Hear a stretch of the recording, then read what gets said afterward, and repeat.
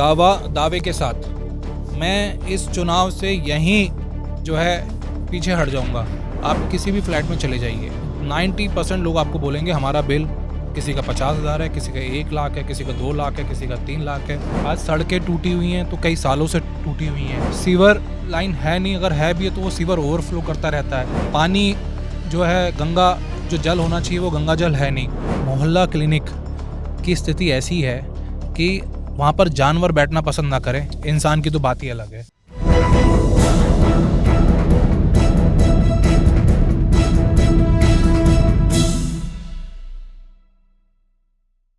नमस्कार, capital TV में आपका बहुत बहुत स्वागत है और मैं हूं आपके साथ साइमा। दिल्ली में चुनावी शंखनाद हो चुका है और सबसे हॉट सीट इस बार मानी जाने वाली ओखला से फाइनली अब बीजेपी ने भी प्रत्याशी घोषित कर दिया है। तो ओखला में 10 साल से आम आदमी पार्टी जीत हासिल करती हुई चली आ रही है, हर बार वो बाजी मार रही है। और यहाँ पर खास बात यह है कि अभी तक बीजेपी ने एक बार भी यहाँ पर कब्जा नहीं जमाया है। तो इस बार जो मुकाबला है वो काफ़ी दिलचस्प होने वाला है। तो बीजेपी ने जिन्हें प्रत्याशी घोषित किया है वो है मनीष चौधरी, और मनीष चौधरी जी हमारे साथ जुड़े हुए हैं। पहले तो आप ये बताइए कि 10 सालों से आम आदमी पार्टी इस पर काबिज है, तो बीजेपी इस बार क्या मुद्दे लेकर आ रही है? देखिए, 10 साल से आम आदमी पार्टी की सरकार है दिल्ली में, और 10 साल से ही इसी क्षेत्र से अमानतुल्लाह खान साहब जो है विधायक है। एक तो जो 10 साल की लोगों की नाराज़गी है वो बहुत ज़्यादा है, और उससे ज़्यादा इस क्षेत्र के जो विधायक को लेकर नाराज़गी है, जो ना काम कराना।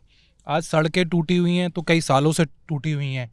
सीवर लाइन है नहीं, अगर है भी है तो वो सीवर ओवरफ्लो करता रहता है।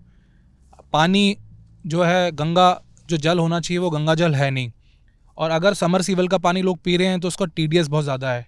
लेकिन अरविंद केजरीवाल तो दावा करते हैं कि वो बिल्कुल साफ और स्वच्छ पानी दे रहे हैं। देखिए, अरविंद केजरीवाल क्या वादे करते हैं, वो तो वादे ही करते आ रहे हैं, लेकिन ये वादे बिल्कुल खोखले हैं, झूठे हैं। आप जाकर क्षेत्र में घूमिए और लोग भी ये कह रहे हैं कि यहाँ पर पीने का पानी नहीं है। अगर मैं बताऊं कि यहाँ पर बहुत बड़ी तादाद में जो प्रवासी भाई बहनें जो यहाँ पर आके रह रहे हैं, काम धंधा कर रहे हैं, कोई बिहार से है, कोई यूपी से है, कोई मध्य प्रदेश से है, कोई राजस्थान से है, कोई उड़ीसा से है, सब अपना पानी खरीद के पीते हैं। प्रत्येक परिवार, अगर 2 उनके बच्चे हैं और मियाँ बीवी हैं तो वो 1500 से 2000 रुपये का पानी हर महीने खरीद के पी रहे हैं, क्योंकि पानी इतना ख़राब है। जो लोग यहाँ पर किराए के मकान पे जो 2-2, 3-3, 4-4 हज़ार रुपये के कमरे में रहते हैं, वो 2000 रुपये का, 1500 रुपये का पानी खरीद के पी रहे हैं। कहीं भी चले जाए, पूछ लीजिए, अगर मेरी बात पे विश्वास ना हो। दूसरा, यहाँ पर कोई सरकारी अस्पताल नहीं है। पूरे ओखला विधानसभा के आसपास कोई सरकारी अस्पताल नहीं है। अगर अस्पताल हैं तो प्राइवेट हॉस्पिटल है। प्राइवेट हॉस्पिटल तो लोगों को सिर्फ जो है उनका बड़ा लंबा चौड़ा लाखों रुपए में बिल बनाने के अलावा दूसरा कोई काम करते नहीं। लेकिन मोहल्ला क्लिनिक का भी इन्होंने जिक्र किया है कि मोहल्ला क्लिनिक हमने इतने अच्छे बनाए हैं कि आपको कहीं और जाने की ज़रूरत ही नहीं है। देखिए, मोहल्ला क्लिनिक की स्थिति ऐसी है कि वहाँ पर जानवर बैठना पसंद ना करें, इंसान की तो बात ही अलग है। आज सारे मोहल्ला क्लिनिक बंद हो चुके हैं। अगर जो चल रहा है तो उसमें डॉक्टर नहीं है, अगर डॉक्टर है तो दवाइयाँ नहीं है, अगर दवाइयाँ हैं तो लोग उस दवाइयों को खाने में डर रहे हैं, एक्सपायरी डेट की दवा रख रहे हैं, और जो है पैरासीटामॉल, डोलो के अलावा दूसरी दवाई वहाँ पे कोई मिलती नहीं है, वो लिख के देते थे बाहर से जाके खरीद लीजिए। इससे अच्छा ऐसा क्या मोहल्ला क्लिनिक होना जो दवाई भी बाहर से खरीदनी पड़े, लोगों के अंदर डर हो उन दवाइयों को खाने का। तो यहाँ पर कोई भी ऐसे जो है काम, जो बुनियादी काम है, जो लोगों को रोज़मर्रा की चीज़ों में हेल्प करते हैं, ज़ीरो है यहाँ पर ओखला में। तो इस बार जो सड़कों का भी एक बहुत बड़ा मुद्दा है, क्योंकि अभी सीएम आतिशी ने, जब वो बनी सीएम, उसके बाद गड्ढा मुक्त सड़कों का अभियान चलाया। लेकिन आप सामने देखिए, ये हम राजधानी दिल्ली के अंदर हैं और ओखला ये विधानसभा है। यहाँ पर जो रोडों की हालत है वो आपको खुद ही सच्चाई बयां कर देगी। लेकिन यहाँ पर ओखला में 10 सालों से रोडों का वही हाल बना हुआ है अभी। ये कैसे? मैम, जो एमसीडी के अप्रूव्ड एरिया हैं, जो एमसीडी के पास आते हैं, ऑथराइज कॉलोनी, जैसे आप सरिता विहार में चल रहे हैं, अभी आपको यहाँ पर एक गड्ढा नहीं मिलेगा, क्योंकि ये नगर निगम हमारे अंडर आता है और हम 10-12 साल से कैसे भी करके काम कराते आ रहे हैं। इस बार हमें फंड का इशू तो, बजट का इशू तो आ रहा है, लेकिन फिर भी हम जो है लगे रहते हैं, करते रहते, कहीं ना कहीं से करके ले आते हैं। जैसे कि आप जितने भी बाहर की सड़कें हैं, जितने भी जो है PWD के रूट्स हैं, जितने भी जो है झुग्गियों की सड़कें हैं, जितनी भी जो है गांव में जो है सड़कें हैं, गांव से लगती हुई सड़कें, सबका बेड़ा गर्क है, सब में गड्ढे हैं। अब मैं आपको बताना चाहूँ, आप शाहीन बाग चले जाइए, शाहीन बाग में सिर्फ आपको गड्ढे मिलेंगे, सिर्फ टूटी हुई सड़कें मिलेंगी। अगर कहीं काम चल रहा है तो 2 साल से सड़कें खोद के, 2.5 साल से सड़कें खोद के डाल रखी है। ये परेशान कौन हो रहा है? परेशान तो आप लोग ही हो रहे हो ना, यहाँ के लोग ही हो रहे हैं ना। तो ना पानी है, ना अच्छी सड़कें हैं, ना कोई हेल्थ फैसिलिटीज़ अच्छी हैं, हवा बहुत दूषित हो चुकी है, तो बहुत बुरा हाल है। तो बेसिकली ये है कि इस बार जो चुनावी टक्कर है वो काफ़ी ज़्यादा कड़ी होने वाली है और त्रिकोणीय मुकाबला भी माना जा रहा है, क्योंकि 10 साल से अमानतुल्लाह खान यहाँ से विधायक हैं और 10 सालों में ओखला विधानसभा का क्या हाल है वो तो बता रही है वहाँ की जनता, वो भी हम आपको दिखाएंगे। लेकिन उससे पहले एक चीज़ और जानना चाहेंगे कि ये एक और बड़ा दावा करते हैं कि अरविंद केजरीवाल की यहाँ पर पानी का जो बिल है वो ज़ीरो आता है और बिजली का जो बिल है वो भी ज़ीरो आता है। इसमें कितनी सच्चाई आपको लगती है? मैं दावे के साथ मैं इस चुनाव से यहीं जो है पीछे हट जाऊंगा। जितने भी DDA फ्लैट्स हैं जहाँ पे पानी का बिल हमेशा से आता था, जहाँ सप्लाई का पानी आ रहा है वो आज से नहीं आ रहा है, और जब रामवीर सिंह मसूड़ी जी यहाँ से MLA थे तब वो लेके आए थे। आप किसी भी फ्लैट में चले जाइए, 90% लोग आपको बोलेंगे हमारा बिल, किसी का 50,000 है, किसी का 1 लाख है, किसी का 2 लाख है, किसी का 3 लाख है, किसी का 8 लाख है। न्यू फ्रेंड्स कॉलोनी जैसी कॉलोनी में एक पूजा जी हैं, वो मेरे पास आई पॉकेट से, उनका 7.5 लाख रुपए का पानी का बिल, और 7.5 लाख रुपए का पानी का बिल।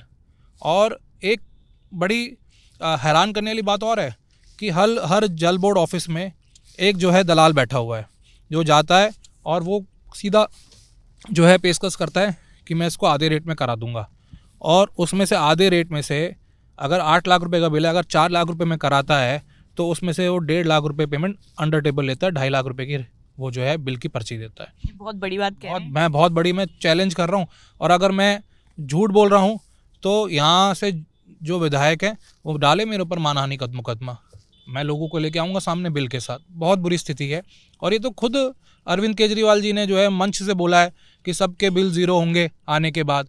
वो तभी तो कह रहे हैं कि ज़ीरो होंगे, आए हुए हैं।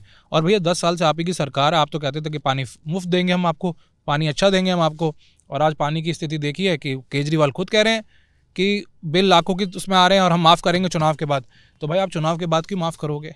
आप जो लोगों के माफ़ हो रहे हैं, इतने भारी भारी बिल बना के भेज रहे हो, जब अभी सरकार थी उनकी 10 साल से, तो तब क्यों नहीं माफ़ कर दिए? मैं बार बार जो है इस मुद्दे को अपने क्षेत्र में उठा रहा था कि पानी के बिल बहुत ज़्यादा आ रहे हैं, विधायक जी सुनो, लोगों की मानो। मैंने बहुत बार आके लाइव वीडियो पे वो बिल भी दिखाया, आप चेक कर सकते हैं मेरे फेसबुक ID पर, लेकिन कोई सुनने को तैयार नहीं था। लेकिन अब इलेक्शन आ गया है, अब तो जो है झूठ बोलना ही पड़ेगा, झूठ कहना ही पड़ेगा। तो अब कहा जा रहा है जितना लोगों को बेवकूफ़ बना सकते हैं बनाने की कोशिश की जा रही है। एक सवाल मेरा और भी है कि शिक्षा को लेकर भी अरविंद केजरीवाल काफ़ी ज़्यादा बड़े बड़े दावे करते हैं कि शिक्षा यहाँ पर बहुत अच्छी है। तो इस ओखला अगर विधानसभा क्षेत्र की बात करें तो यहाँ पर शिक्षा को लेकर क्या है? यहाँ पर सवालिया निशान है या फिर वाकई कुछ है हकीकत? आप एजुकेशन की बात कर रहे हैं, मैं आपको बताऊं कि यहाँ पर स्कूलों में एक क्लासरूम में 90 बच्चे हैं, 100 बच्चे हैं।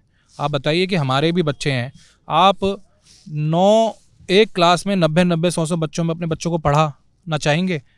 टीचर क्या ध्यान देंगे 90 से 100 बच्चों पर?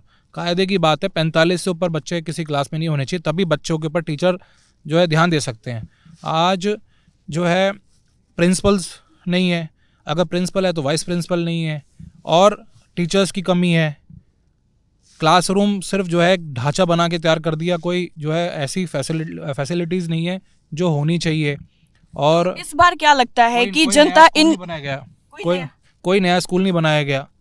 और अगर आप रिक्वायरमेंट देखो यहाँ के पॉपुलेशन के हिसाब से, तो यहाँ पर और 6 स्कूल होने चाहिए थे जब पूर्ति बनती।